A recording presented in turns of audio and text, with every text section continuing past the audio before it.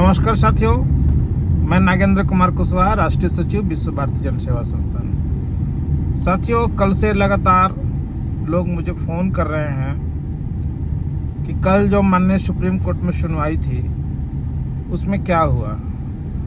बहुत सारे लोग यूट्यूब के माध्यम से कल की सुनवाई का व्यवधान पहले ही बता दिए कि क्या हुआ उसमें और क्या नहीं हुआ, जबकि हम लोग इंतज़ार करते हैं कि जब तक ऑर्डर नहीं आ जाए तब तक उस पर प्रतिक्रिया देना उचित नहीं समझते हैं। क्योंकि कल की सुनवाई में हमारे भी लीगल टीम के लोग कोर्ट रूम में थे और उनके द्वारा जो बातें बताई गई कि कल सैलरी मैटर पर बात हुई है और सारा चीज़ जो कोर्ट रूम में बहस होता है और ऑर्डर में थोड़ा सा वो डिफरेंस हो जाता है, तो जब तक ऑर्डर ना आ जाए तब तक किसी बातों पर भरोसा न किया जाए। साथियों, माननीय सुप्रीम कोर्ट हो या देश के कोई भी न्यायालय हो, सबको अपनी बात रखने का अधिकार है, चाहे वो सहारा के एम्प्लॉइज हों या सहारा के जमाकर्ता हों या सहारा के एजेंट हों।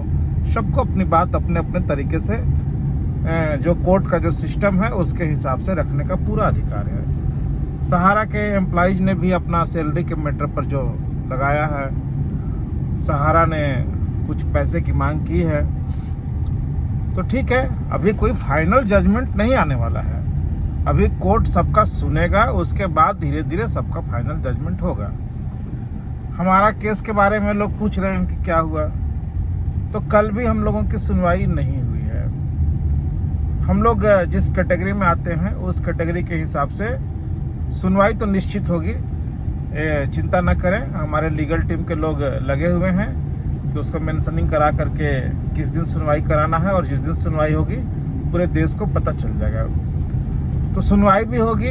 हमारे साथ जो साथी जुड़े हुए हैं विश्व भारती जन सेवा संस्थान की रिट याचिका से, उनके लिए हम लोग अपनी बात को रखेंगे भी कि हम लोगों का क्या डिमांड है और हम लोग क्यों आए हैं, सहारा ने कैसे स्कीम किया है और क्या निदान है। इन सारी बातों को देश का इकलौता संगठन विश्व भारती जन सेवा संस्थान जो माननीय सुप्रीम कोर्ट में खड़ा है, केवल उसी की पिटीशन जो है वो सहारा से भी केस में टैग है। इंडिविजुअल लोग गए होंगे, लेकिन केवल हमारे ही याचिका के माध्यम से सारी बातें कोर्ट रूम में स्पष्ट होगी। तो थोड़ा सा इंतजार करें, सुनवाई लगातार होगी।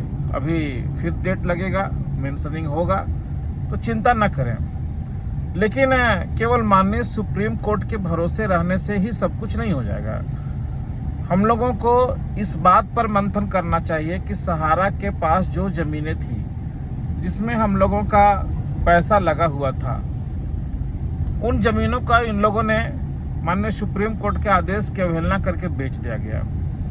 उन ज़मीनों को कैसे जब्त करवाना है, सारी संपत्तियों को कैसे एक जगह रिकवर करवा करके उसको नीलाम करके और पैसा का सोर्सेस बनाना है, ये सब पर भी काम करना होगा। विश्व भारती जन सेवा संस्थान केवल बोलने में विश्वास नहीं करता, करने में विश्वास करता है। इसीलिए हम लोग, आप देख रहे होंगे कि उनकी संपत्ति जो बेची गई है उसके लिए अलग अलग माननीय न्यायालयों में, CID में अलग अलग हम लोग प्राथमिकी भी दर्ज कराए हैं। जैसे रांची में जो सहारा ने संपत्ति बेचा है उसको जांच करने के लिए, जो क्रिमिनल्स बेचे हैं उनको अरेस्ट करने के लिए और संपत्तियों को जब्ती करने के लिए हम लोगों ने CID में केस नंबर 22/2025 लगाया है, जिस पर कार्रवाई चल रही है। उसी प्रकार बिहार में जो ज़मीनें बेची गई उसको जब्ती कराने के लिए और क्रिमिनल्स पर कार्रवाई करने के लिए पटना हाई कोर्ट में भी हम लगाए हुए हैं। आप देख रहे होंगे जो नोएडा मीडिया परिसर की वहाँ नीलामी हो रही थी, उसको रुकवाने के लिए, उसकी जब्ती करवाने के लिए और जब्त राशि से संस्थान के जमाकर्ताओं का भुगतान करवाने के लिए हम लोग माननीय इलाहाबाद हाई कोर्ट में भी गए हैं, जिसका फाइनल हियरिंग 28 तारीख को है। तो हम लोग डट करके सारी कानूनी प्रक्रिया के साथ हम लोग काम कर रहे हैं और मुझे अपने देश के न्यायालयों पर पूरा भरोसा है कि देर भले हो रहा है लेकिन हम लोगों को न्याय जरूर मिलेगा। तो साथियों, निश्चिंत रहें और कार्रवाई करें।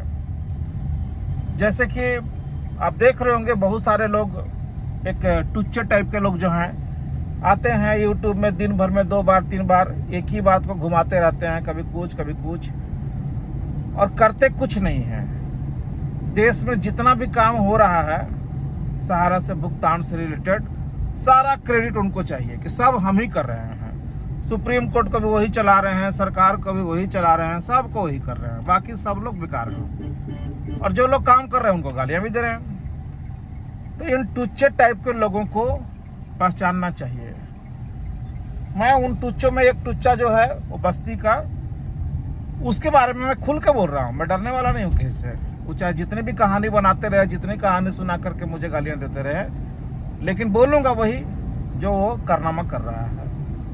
बस्ती में सहारा इंडिया की ज़मीन थी प्रचुर मात्रा में, जिसको बेच दिया गया।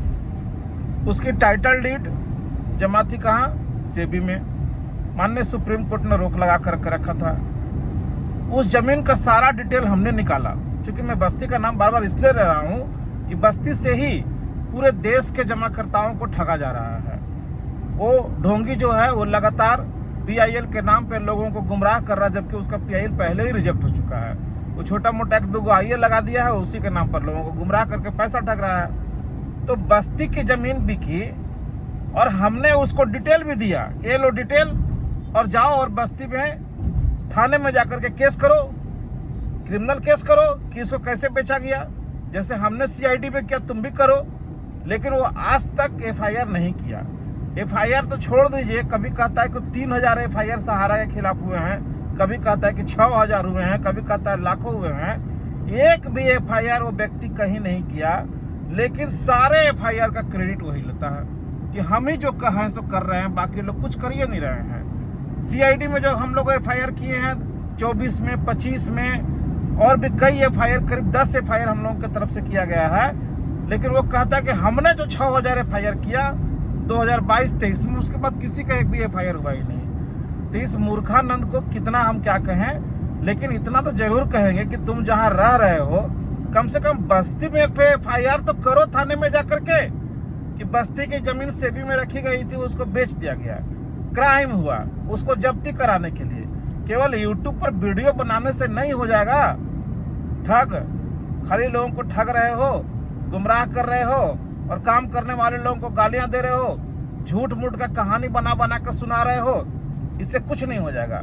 और लोग डरने वाले नहीं हैं। तुम्हारा असली चेहरा जो है वो सबके सामने आ चुका है। कितने लोगों को तुम ठगा है, किसी से 4000, किसी से 5000, वो सब हम लोगों को पता हो गया है। क्योंकि मैं रिकॉर्डिंग डालने में विश्वास नहीं करता, लेकिन मौका आएगा तो वो भी कर देंगे।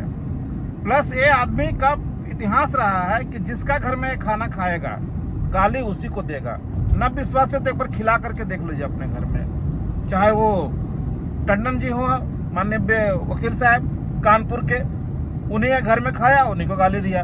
हम लोग घर में हवाई चप्पल पहन करके, फटा हुआ पजामा पहन करके आया था, हम लोगों ने इसको मान सम्मान दिया, खिलाया पिलाया। अब हम ही लोगों को गाली दे रहा है। पूजिता दीदी अपने यहाँ ला करके इसको मान सम्मान दी, खाना खिलाई, मंदिर घुमाई, अब पूजिता दीदी को ही गाली दे रहा है। जो भी इसके पुराने साथी थे सब लोग धीरे धीरे इसको छोड़ के चले गए। इसके कारनामे से ये नया लोगों को पकड़ता है और पुराने लोगों को गाली देता है। इसका यही पेशा है। तो साथियों, मेरा मामला केवल यही है कि आप लोग गुमराह मत होइए। कुछ भी करने के पहले पूरी जानकारी जरूर लीजिए, और ऐसे ढोंगियों को चंदा के नाम पर, केस लगाने के नाम पर पैसा मत दीजिए। अगर दीजिए तो उसे पूछिए कि तुम कहाँ हमको जोड़ रहा, तुम्हारा केस नंबर क्या है, तुम्हारा PIL नंबर क्या है, जरूर मांगिए। क्योंकि PIL इसका ऑलरेडी पहले ही रिजेक्ट हो चुका था, लेकिन उसी PIL के नाम पर लोगों को ठग रहा है।